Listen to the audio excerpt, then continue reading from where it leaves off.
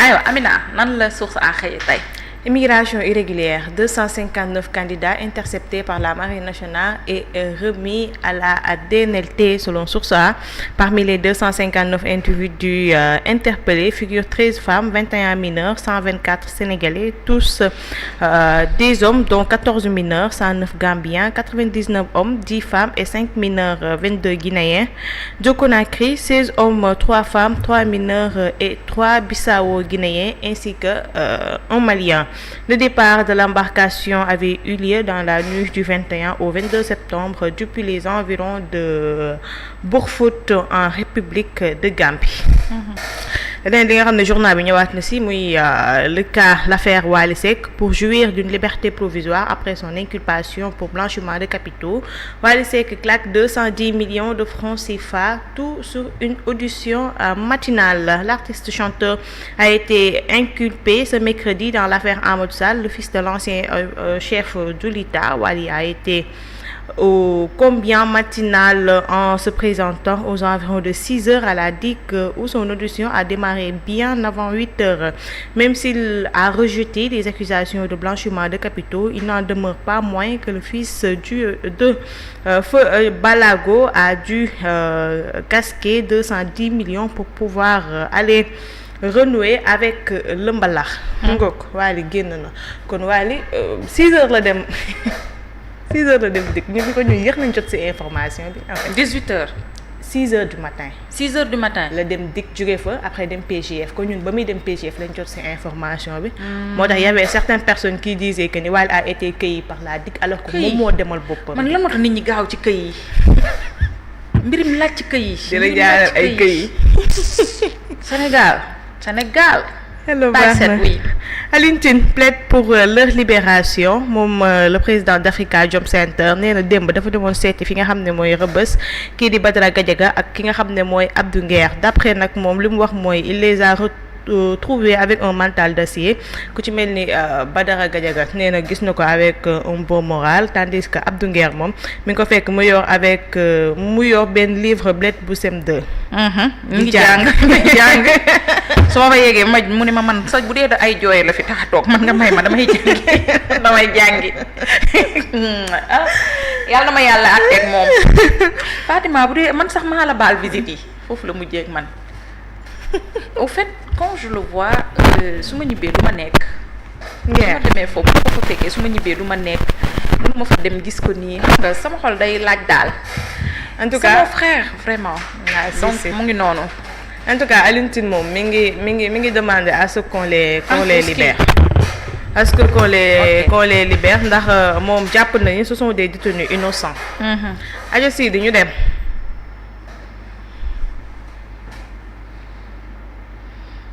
Le Soleil ñëwaat na ci sommet ba foofee ca Nations Unies Gaza climat réforme Bassirou Diomaye Faye élève la voix selon le journal à la tribune de la 80e session de l'Assemblée générale des Nations Unies. Le chef de l'État a livré un message empreint d'émotion et de fermeté sur le drame palestinien, appelé à la réforme de la gouvernance mondiale et plaidé pour une justice climatique.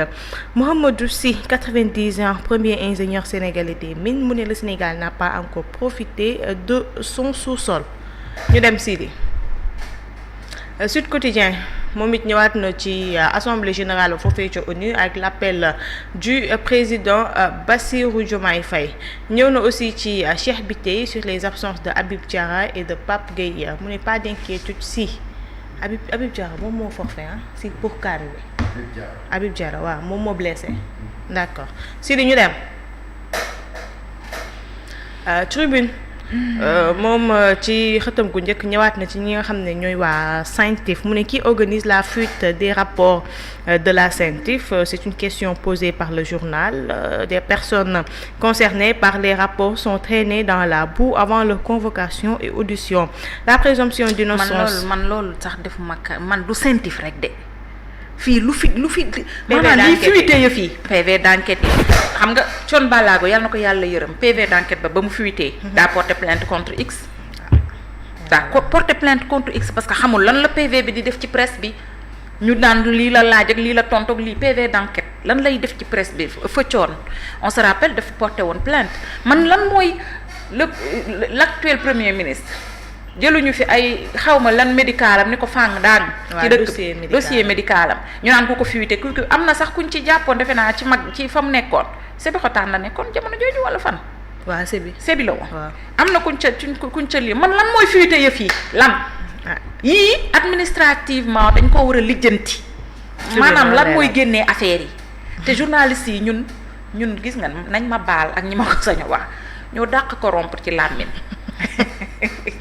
ñun information ñu bëgg a jàkk ñu jë gis nga Omar mi fi nekkoon moom xanaa yàlla taxaw ni ko lii moom tey doo ko xam waaye lu mu bëgg a xam dina fexe ba xam ko day mën ba xam ko waaw day kii ba xam ko te du la fay xaalis du la neexal te dina ko xam ñun tam dafa am daa mel ni yenn saa yu ñuy takk nous avons l'art de parler voilà daa am yenn saa yu ñuy takk yoo xam ne ça te permet d'avoir les informations léegi nag soo ko jotee muy des informations vraies non mais soo ko publier wul nooy def après nag ñu ne ça y est dans la presse kat moo ko fuité ñun ñooy def suñu liggéey rek xëy na yéeme na de mu ne la présomption d'innocence existe-t-elle encore en droit sénégalais? Les missions de la CENTIF sont expressément encadrées par la loi. La réduction des comptes de Maître Wade à Diomaye ñëwaat na aussi ci Wally Seck moom mi nga xam ne démb dafa cautionné 210 millions pour mën a dellu këram waaye tamit ñëwaat na ci Alioune Tine le sentiment et la conviction qu'ils sont tous les deux innocents explique leur sénérité en prison Badara Gadiaga ak Abdou Nguer lay wax. ñu dem. ñooy ñaari stars yi nag. Les Échos ñëwaat na moom it ci Wally décaissé 210 millions pour mën a continuer li nga xam ne mooy mbalax bi waaye tamit ñëw na ci mbirum courant bi des clients de Sénélec crient le ras-le-bol selon le journal le numéro de dépannage injoignable toute la journée d'hier. Un internaute râle woyoful 3 heures vous êtes vraiment nul la Sénélec. Une dame mu ne depuis ce matin je sais mais ça ne passe pas et mon congélateur est rempli. Un autre internaute mu ne depuis 14 heures mes enfants ne parviennent pas à dormir. Depuis 14 heures. 14 heures. 14 heures ou 4 heures du matin. 14 heures est-ce que waxu sieste. Sieste en tout cas ñii la ñuy waxale temps moom maa ngi gis dañuy def ñu naan. waaw mais ñoom defoon nañ communiqué diggante 22 heures. ba 4 heures xaw ma 5 heures du matin. waaw woyofal bi du kii. du dem loolu moom defoon nañ ko communiqué. si j'avais vu. Cérémonie de dédicace du livre de Macky à New York Marème Faye Sall Mame Mbaye Niang Mankeur Ndiaye Eva Marie Coll Seck Koura Macky et même Diomaye Ndongo Faye, l'homonyme du président Diomaye présent. Affaire des marchés de l'ONAS, Vicas et Delta sollicitent et obtiennent un deuxième renvoi du procès au 24 janvier 2026. Docteur Cheikh Dieng, impatient. 2 jeunes Sénégalais morts fauchés par un remorqueur. Un parcours migratoire semé d'embûches, consternation et appel à la solidarité. Ñu dem. toog leen ngeen bañ. Yàlla baax na. Anuma jàmbal. ma ne ko anuma jàmbal. ay waay Les dessous de l'arrestation de l'épouse de Madiambal, son statut présumé de gérante de l'une des sociétés visées par le rapport de la CENTIF, la descente au domicile de Madiambal et la chasse à l'homme jusqu'à tard dans la nuit. Voilà démb la ñu yëg ni jabaram moom la ñu mujjee jàpp ginnaaw ba ñu demee këram fekk ñu ko fa. Voilà journal bi aussi ñëwaat na si enquête sur l'audit des finances publiques. Amadou Ba, Abdoulaye Daouda Diallo et Birima Mangara sous la menace de la Haute Cour de justice. Les détails de l'enquête sur un supposé chaos financier. À ce qu'il paraît, Abdoulaye Daouda Diallo a été auditionné avant-hier sur 2 dossiers différents. Waaw. gaa yaa ngi dem de. Abdoulaye am na ñoo xamante ni ma jëw am na ñoo xam ñi ngi dem ñi ngi delloo dañoo siiwul rek. Am na ñoo xam ñi ngi dem ñi ngi delloo de. Loolu baax na. te am na ñoo xam ne ñi ngi delloo normal dañoo ñaan yi fi ñi ngi delloo normal te cin bët ci mu tudd. bal fetalul bal jugul waale wayul si yuusu tëggul beer si waaw ñi ngi delloo normal. 50 am na ñoo xam ne sax ay tranche lañ leen ko defal li ma lay wax nii pour plus de détails rek ay tranche lañ leen ko defal. dañ leen koy dagg. ñuy fay par moratoire. waaw ñuy koy moratoire ba mu jeex mais ñu ngi delloo de. ah loolu kan moo gën ñu. xam naa li ma la wax. xaawi si sutura ci biir xale yi di lay yaale ma jàmbale ngi dem ba tey moo teggi. ma jàmbal kay tey li ko waa Pastef yàq yàlla baax na. 50 ans de musique et de combat, Souleymane Faye se confie comme jamais. Mon seul regret, c'est que ma mère n'ait pas connu mon succès. Yeumbeul, la terrible histoire d'un chanteur sexuel qui a poussé un homme au suicide, ruine, humiliation, suicide, le drame du menuisier Ousmane B. ñu dem. moom ku ko doon chantage góor wala jigéen te yàlla. Est-ce que du jigéen? Vox Populi, pôle judiciaire financier Madiambal, une injoignabilité en question, point son nombre à la DIC où il était attendu hier, ni chez lui, des éléments de la DIC débarquent chez lui. Pourquoi sa femme a été cueillie? Wally Seck libre après une caution de 210 millions. Le président Macky Sall décortique son livre et lance des messages. Nations Unies, les fortes convictions du président Bassirou Diomaye Faye. Alioune Tine, il faut libérer Badara Gadiaga et Abdou Nguer parce que leurs dossiers sont vides. Ñu dem. Vide de weesu na vide. Libération. Madiambal Diagne recherché après une descente infructueuse à son domicile. La DIC a déclenché une chasse à l'homme convoqué hier pour midi. Le directeur d'Avenir Communication a disparu après avoir créé son injoignabilité. Audition conduite au PJF, cautionnement et inculpation sous le régime de la liberté provisoire dans les secrets de l'affaire Wally Seck. Ñu dem. Moustapha Diop maintenu en prison. Moustapha Diop maintenu en prison. Waaw moom mbokk mi neen dañ koy marché samedi sax waa Louga. ñan ñoo koy marché waa Louga. waa Louga waaw. waxuma ko waa Louga ko waa. borom woy wuri borom woy wuri. Sénégal leer na dimbalee man di paa yi yàlla ñu jàppale baal ak rek. borom way wuree wi waxuma ko waa Louga ko waa. TikTok bi vraiment xale yi réew ne nee nañ ku for benn paa bu ñuul bu ñuy woy. ma jëmbal moom waroon na bañ a def lii te xam ne xale yi dinañ ko interpréter nuñ ko nu mu leen saxee. yàlla baax na aywa quotidien ñëwaat na ci Madiambal Diagne qui est introuvable waaye Wally Seck cautionne 210 millions pour sa liberté. Diomaye théorise la démocratie idéale, liberté, responsabilité et respect de l'ordre républicain. dara mettiwu ma Amina xam nga lu ma metti ci mbiru jëmbal bii mooy carte de presse francophone bi rek. mën naa day dem wuy ji waat rek. yàlla nañ ko bàyyi waaye. ñibbiwaat këram. même buñ ko fi jàppoon tamit loolu am na ñeneen ñuy gérer loolu non. non moom xam nga day gën a gaaw rek te dossier ba daanaka demoon na. non dina ko gérer. dina ko gérer. en cours dossier en cours yooyu kan la koy dégg xam nga yooyu yëpp tam foog mu leeral ko. Madiambal am na adjoint. am na ñu ah topp yàlla ci baax moom. na. sa carte bi yàlla mujjee comme sama bos. carte mu bi du mujjee comme sa bos bi. yow sa bos bi mooy amul yaakaar. carte bi mu ngi si circuit bi. yàlla na yegg si ak jàmm waaye damaa bëgg a dem. ni déposé woon carte de presse te rek bëgg a récupérer suñ 10 000 comme amuñu carte. non doo récupérer 10 000 da ngay xaar rek ba Diomaye wala Sonko saa lu leen soobee pour ñu séddale gars yi xaalis bu ñu leen war a jox si fonds d'appui bi. comme ñu ça jox la. ñu war a defar carte yi su boobaa nañu am les moyens pour defar carte. vendredi je pense que am nañ benn événement bu ñuy organiser. presse waaw non pas presse bi sax je pense que c'est maison de la presse voilà. les services de la communication. mooy ñoom kii ñoom Aliou Sall. ñoom ñoo koy organiser. DRH bi ci la ba xaw ma lu mu tudd noonu. DIRCOM. bàyyil kooku parce que benn programme la waa ñoom la direction de la communication. ñoom Abibou Dia. ñu ne dañ def benn atelier de partage sur la plateforme DMS et d'information sur le nouveau formulaire de soumission au fonds d'appui et de développement de la presse. maanaam ci benn plateforme d'information ba am te ne dañuy defaat xam naa beneen formulaire pour ñu war a jot ci fonds d'appui bi. d'accord xam nga aussi gars yi chaque jour ma ne nañu xaw a bàyyi caaxaan tamit. parce que caaxaan baaxul. kenn waxul dem maanaam boo defee ay plateforme nga ne presse reconnue ak presse non reconnue ba pare. ba nit ñi def li ñuy def sonn ci uti ay këyit ba déposé. vraiment boo amee loo leen war a jox da nga leen ko war a jox moo gën nga leen di. ñuy def ay waaw yow bu nekkee nag amoo loo leen jox aussi plateforme ñeme nañoo ubbi beneen plateforme. moom lañ wax nii de. waaw léegi nag malheureusement bu dee amoo loo leen war a jox aussi nga wax leen awma lu ma leen jox boo buggu leen jox aussi nga ne leen bugguma leen jox. non awma lu ma la jox moom du wax bi. waaw mais bugguma la jox la mooy. doon wax bi moom la parce que du loo xamante ne dañ ko voté assemblée ñu moom ko nag. waaw mais bul fàtte ne dañ la ne dëkk bi dafa nekk 4e sous-sol.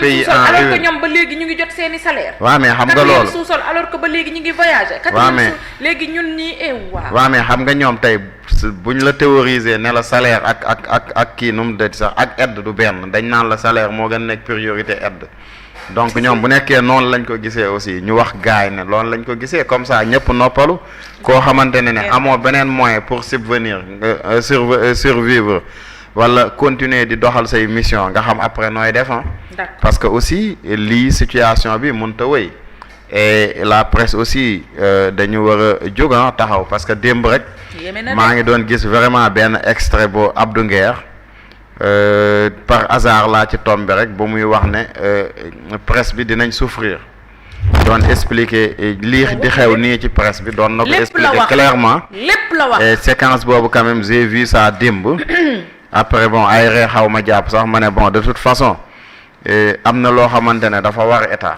gisagu leen dara ca commencement ba lañu ko dalee wax et li war état mooy jàppale ay ñoo xamante da leen war a jàppale parce que je pense que ñu nekk ci presse bi c'est des sénégalais duñu ay indien duñu ay waaw duñu ay burkinabé duñu ay burkinabé non ça n'a rien à voir daal ne organiser soirée rek ngeen fi nekk. waaw non xam nga mbir yi moom lu ñuy wax rek ça n'a rien à voir. xoolal non duñ ci dugg mais ça n'a rien à voir dama bëgg rek maanaam état mu xam li ko wax. li ko wax ci presse bi mu def ko. presse bi aussi xam lu leen wax ci joxe information aussi ñu def. léegi xam dama lay laaj Thierno Malick plateforme boobu s'il te plaît ngir yàlla plateforme boobu pour ban beneen plateforme boobu pour lan la pour ñi war a jot ci aide à la presse bi la wala. waaw mais loolu lañ wax dañ ne. mooy ñi war a fay xaw ma nan social xaw ma il faut nga dajale kayit yi. mooy yi ñu laaj yëpp pour nga mën a bénéficier wu. ci waaw xam nga dañu ne plateforme boobu loolu. waaw xam nga tey dafa ne invitation à l'atelier de partage. sur la plateforme DMS et d'information sur le nouveau formulaire de soumission au fonds d'appui et de développement de la presse. Donc Seynabou mooy dem xanaa pour représenter ñu. Inch'Allah. Vas-y Amina. ñu ran yàlla baax na. ñu dem Sidi. Rewmi quotidien ñëwaat na sur le virus variole du singe mu ne grosse alerte sur la variole du singe le virus du Mpox circule à Dakar. affaire Amadou Macky Sall waa libéré après avoir versé 210 millions ñu dem Aïcha. Enquête mu ne justice rapport scientifique ce qu'on reproche à Wally mooy comme ni ma ko waxee woon rek moom ci mbirum blanchiment de capitaux lañ koy tuumal ak association de malfaiteurs concourant les vérités de la communauté mandingue les 8 merveilles de Moussa Balla Fofana Eumeu Sène Ada Fass ficelé du ma ko laal gàcce kooku laay de Eumeu Sène moom tam nag yow nag nag gàcce gi mu nar a génne ji làmb ji baax na rek évidence mu ne ma jàmbal en fuite que yu meer ba ma ne ka daw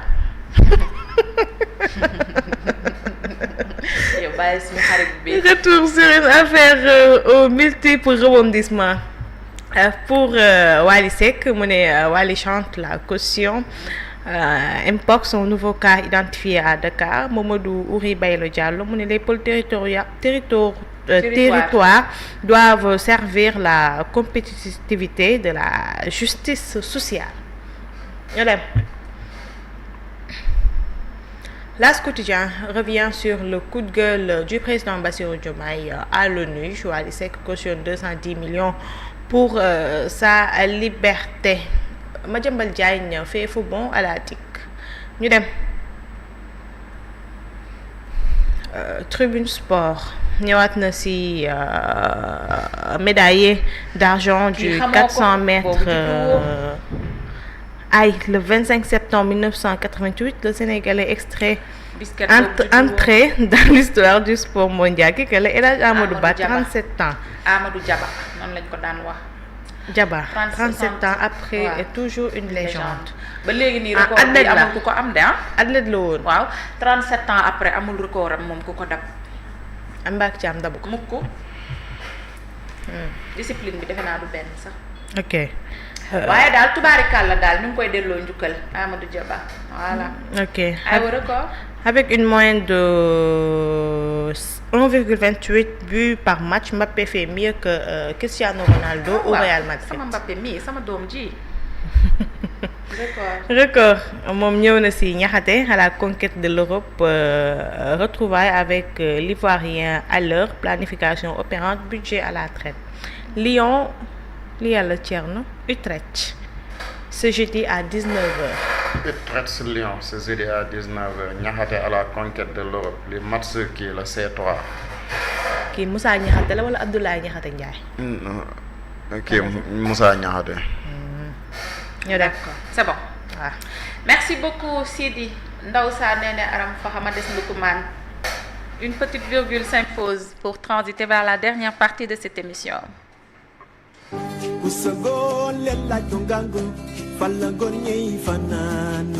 Kusamba mrela kumbiti falamba mye fanani.